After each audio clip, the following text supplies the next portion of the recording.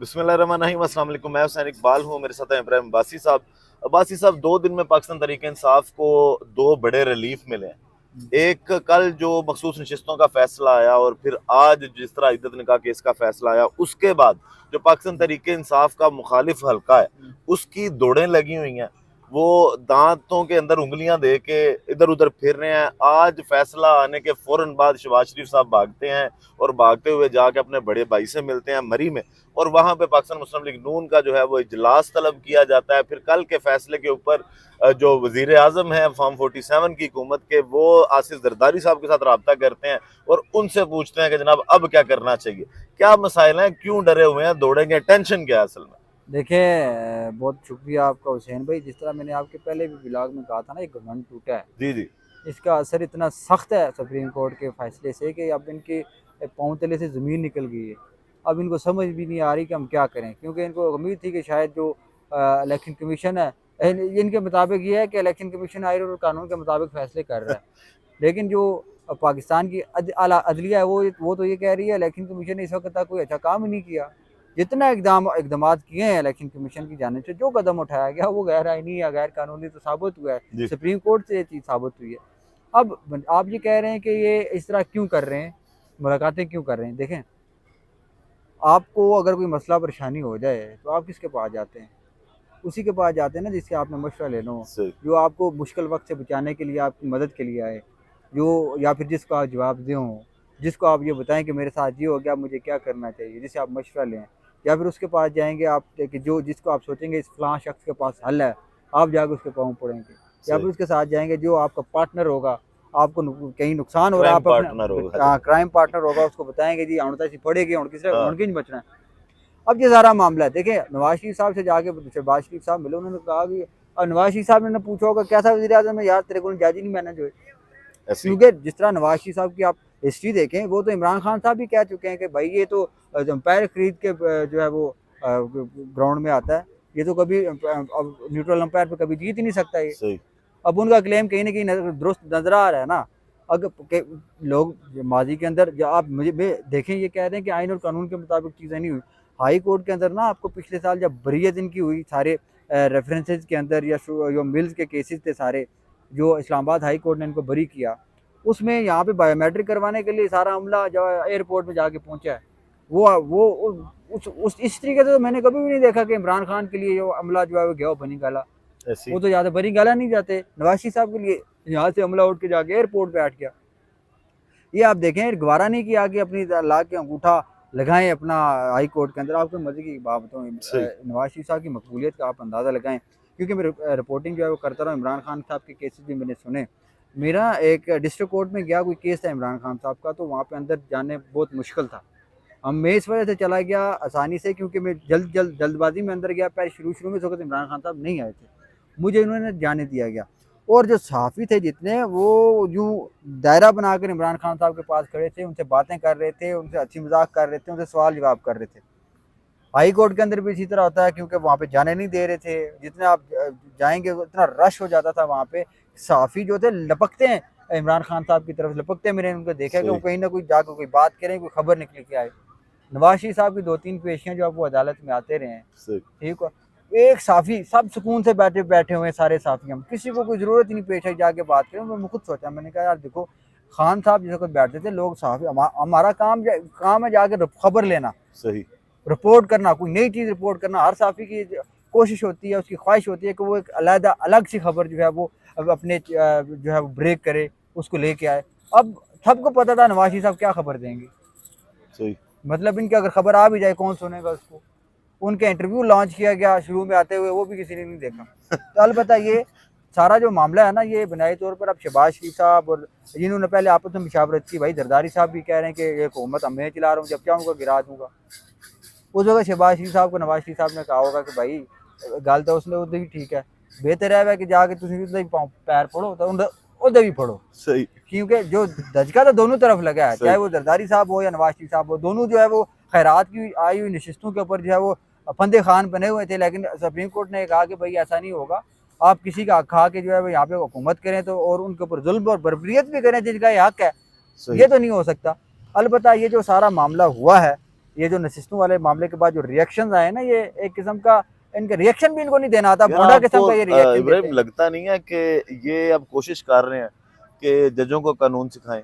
मतलब उज़मा बुखारी बैठ के हाँ, प्रेस कॉन्फ्रेंस करके कह उसमें रही हैं, मैं ख्वाजा आसिफ साहब बता रहे हैं, पर्चे लेके देख बैठे, मैं मैं आप जनाब ये नहीं देखा, ये नहीं देखा, मैं आपको एक सिंपल सी बात बताऊं, और फुल कोर्ट को बस कानून सिखा रहे हैं ये। मुस्लिम बोले मुस्लिम लीग नून का ना एक तारीख रही है हमेशा। अब अंजम वकील खान साहब, मैंने पहले भी जिक्र किया, अंजम वकील खान साहब आगे कहते हैं मैं अदलिया और जजेस की रिस्पेक्ट करते हैं, उधर से वो कह रहे हैं ये तो भाई नेपोटिज्म करता है ये जज, ये बाइस्ड है, ये इसको कानून और आइन का पता ही नहीं है, ये इलेक्शन एक्ट के तहत पूरी कार्रवाई नहीं कर रहा है इलेक्शन ट्रिब्यूनल की।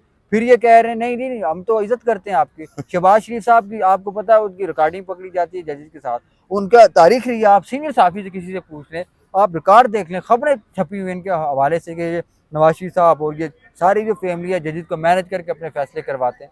अब वो तो मैं तो नहीं कह रहा, ये जो रिपोर्टिंग हुई इनके है बारे सारी में शुरू से यही था शुरू कि से ये ऐसे वकील नहीं करते, ये जज कर लेते ये हैं जज election। कर लेते हैं।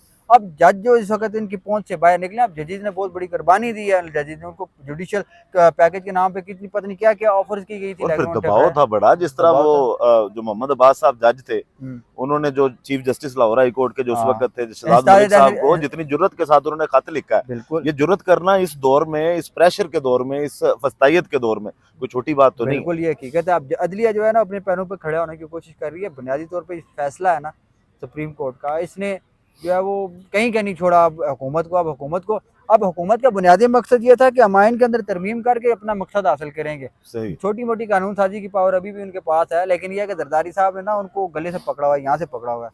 वो जिस वक्त भी नून लीग कहीं इधर उधर जाने की कोशिश करते हो दबाते हैं उसको, सही। कहा कि आपने भाई इधर से हिलना नहीं है, जो भी कहूँगा आपने वही करना है। अब सुना है कि वो कह रहे हैं कि अब हमने पहले तो कह रहे थे आईनी आज ओहदे उन्होंने ले लिए, अब वो कह रहे हैं कि अब नहीं, ये जब बयान आया ना पिछले दिनों के, मैं जो अपनी मर्जी से हुकूमत चलाना जानता हूँ, सही। तो इसका मतलब ये है कि जरदारी साहब कोशिश कर रहे हैं, यार आपसे हुकूमत नहीं चल रही, तो मुझे लगता है कि ये जो इसहाक डार साहब हैं या दूसरे कुछ चंद वज़रा हैं, ये कोई ठीक काम नहीं कर रहे, तो बिलावल बड़ा अच्छा फॉरेन मिनिस्टर साबित हो सकता है, या फिर फिलहाल दूसरा कोई मिनिस्टर है उसकी जगह मेरा ये वाला बंदा पीपी का बड़ा अच्छा है, इसको आप लेके देखें, फिर सही। देखें कैसे गवर्नमेंट चलती है। तो ये सारा मामला अब उस तरफ जाता हुआ नजर आ रहा है। अब देखते हैं अब क्या हो सकता है, लेकिन जो करना था सुप्रीम कोर्ट ने ना आइन और कानून के मुताबिक उन्होंने किया है, और इमरान खान साहब को, पाकिस्तान तहरीक इंसाफ को उसका हक दिया है, इसका क्रेडिट जाता है जजेस को। उन्होंने प्रेशर जिस तरह आपने कहा बर्दाश्त किया, उन्होंने आइन और कानून को मद्देनजर रखते हुए जी। सारा फैसला किया, उन्होंने नजरिए ज़रूरत को जो है वो पशे पुस्त डाल के जो है वो फैसला किया है कि नहीं, आइन कानून ये कहता है, इंसाफ ये कहता है। और किसी जज ने भी तो ये नहीं कहा ना कि यार कि ये जो सीटें इसको मिलनी चाहिए, तो सारों ने कहा बीच में छोड़ सारों दूं, बिल्कुल ऐसी है। अब दो जजेस जो थे वो उनका अलग पॉइंट ऑफ व्यू, हम उसका एहतराम करते हैं, वो सीनियर जजेस ने सुप्रीम कोर्ट तक पहुंचे। मैं तो चीफ इलेक्शन कमिश्नर तो नहीं हूँ जो क्लासेस दूंगा तो किसी सुप्रीम कोर्ट के जज को। अच्छा, आपने चीफ इलेक्शन कमिश्नर की बात की है, इलेक्शन कमीशन भी सुना है कि बंद कमरे में चीखें मार रहा है, आवाजें बाहर नहीं आ रही, क्या मामला चल रहे हैं इलेक्शन कमीशन के अंदर की खबरें बताएं ना, कि इलेक्शन कमीशन कल के फैसले के बाद क्या सोच रहा है? देखें कल के फैसले के बाद ना एक जराये से खबर आती है इलेक्शन कमीशन की कि हमारे हमें तो समझ से बाल आता रहा है कि इलेक्शन सुप्रीम कोर्ट का फैसला ठीक नहीं है। तो इससे आपको ये तासर तो मिलता है कि भाई अगर सुप्रीम को इलेक्शन कमीशन कह रहा है कि ये फैसला ठीक नहीं है, इसका मतलब है कि बहुत सारे लोग, ताकतवर लोग ये कह रहे हैं यार ये क्या बांड मार दिया इन्होंने, सही। आइन और कानून तो ये कहता था, इन्होंने ये कुछ और कर दिया। अब चीफ इलेक्शन कमिश्नर साहब जो है वो बाकायदा अकेडमी का ऐलान करेंगे, जहाँ पे जो चीफ जस्टिस पाकिस्तान काजी फाइसा साहब जो कानून की तशरीह नहीं कर पाते, उनको फैसला ही नहीं लिखना आता, सही। क्योंकि अगर फैसला उनको लिखना आता होता, जो प्रोफेसर साहब बैठे हुए इलेक्शन कमीशन के अंदर, उनको समझने मुश्किल हाँ। थोड़ी पेश आती ऐसी है। वो मेरे ख्याल में एक तो काजी साहब की इंग्लिश मुझे लगता है थोड़ी कमज़ोर है, दूसरी चीज़ ये है कि वो कोई अल्फाज का बेहतरीन इस्तेमाल नहीं कर पाते, जिसकी वजह से चीफ इलेक्शन कमिश्नर साहब को ना समझने में मुश्किलात पेश आती हैं कि फैसले के अंदर ये है क्या क्या नहीं है। और जो टेंसेस हैं वो भी सही थे मेरे ख्याल में, उनको उनका भी चीफ साहब को नहीं पता, चीफ इलेक्शन कमिश्नर साहब, इस वजह से उनको भी बड़ा सही। परेशानी है। दूसरे जो सीनियर जजेज हैं बाकी, उनको तो कख नहीं पता, उनको आइन और कानून का पता ही नहीं है। वो तो चीफ इलेक्शन कमिश्नर साहब जब टाइम लेंगे, अब अकेडमी खुलेगी, सही। उस क्लासें दिया करेंगे वहाँ चीफ पे इलेक्शन क्लासेस कमिश्नर। लिया करेंगे। मैं तो समझता हूँ कि मैं कहता हूँ रेगुलर क्लासेस हो, ऑनलाइन क्लासेस का कोई फायदा नहीं है। ऑनलाइन अगर क्लासेस होंगी तो उसमें कोई पत्नी अतर मनीला साहब जो है वो बंक मार दें, उनको कहें नहीं वो नहीं आ सकता, हाँ, मंसूर अली प्रॉक्सी लगवा लें, वो भी प्रॉक्सी अपनी। लगवा लें, मंसूर अली शाह साहब कहें जी कि अब कौन जाएगा उधर।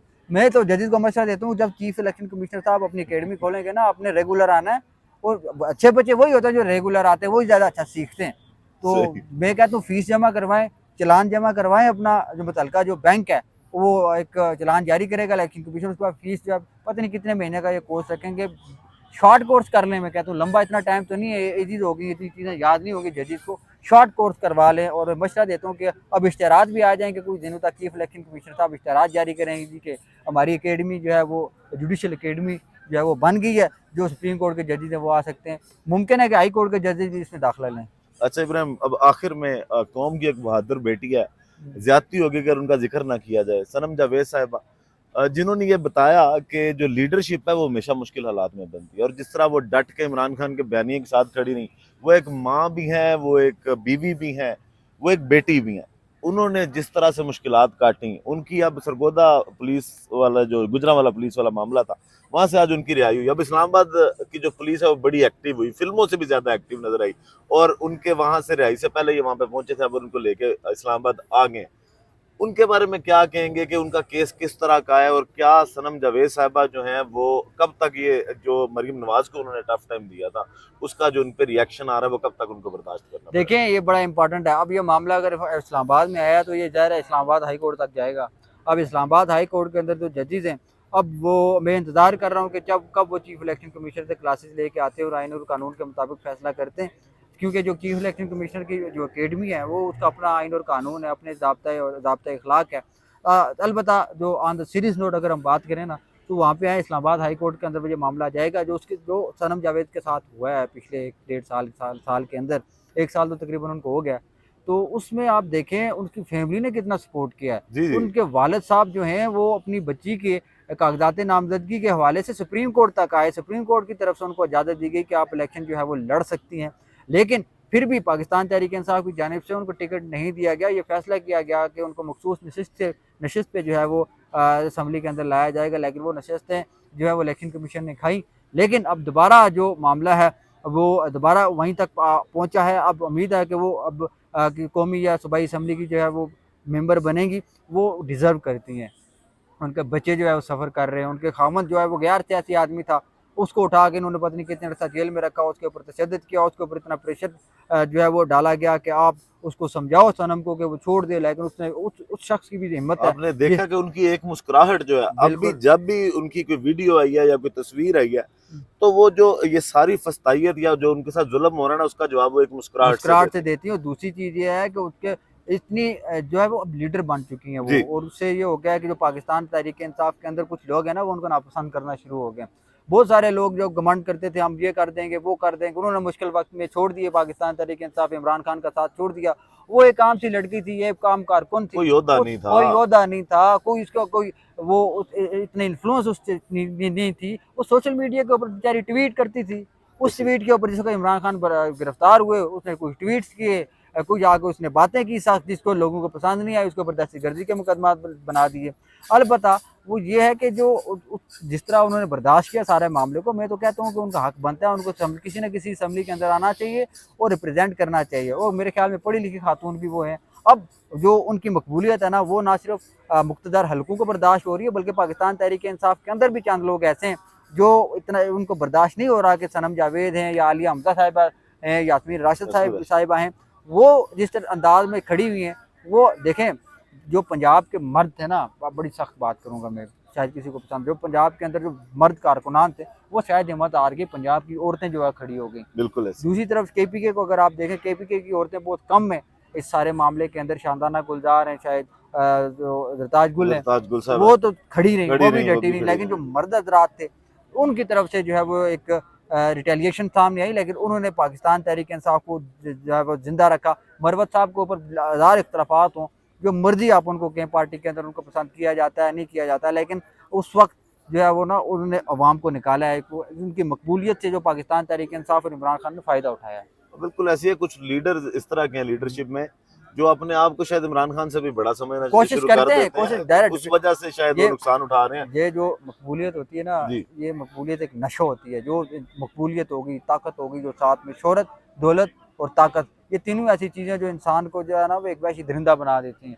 जो आपको आपके पास ताकत, आप कहेंगे जो लोगों का ताकत का इस्तेमाल कर रहे हैं आजकल लोग, आप ठीक 5-6 साल बाद देखेंगे वो घुटनों के बल पड़े होंगे। आज जो मजलूम है इनके, बिल्कुल ये ऐसे। वक्त बदलता है, जो लोग जुल्म करते हैं अल्लाह ताला फिर उनके साथ वही करता है जो उन्होंने दूसरों के साथ किया होता है। ये तो तल्ख हकीकत है, ये माननी पड़ेगी। ठीक है इब्राहिम, बहुत शुक्रिया आपके वक्त का। वीडियो का इख्तिताम करते हैं इसी दुआ के साथ कि अल्लाह ताला पाकिस्तान पर अपनी रहमत नाजिल करे। पाकिस्तान जिंदाबाद।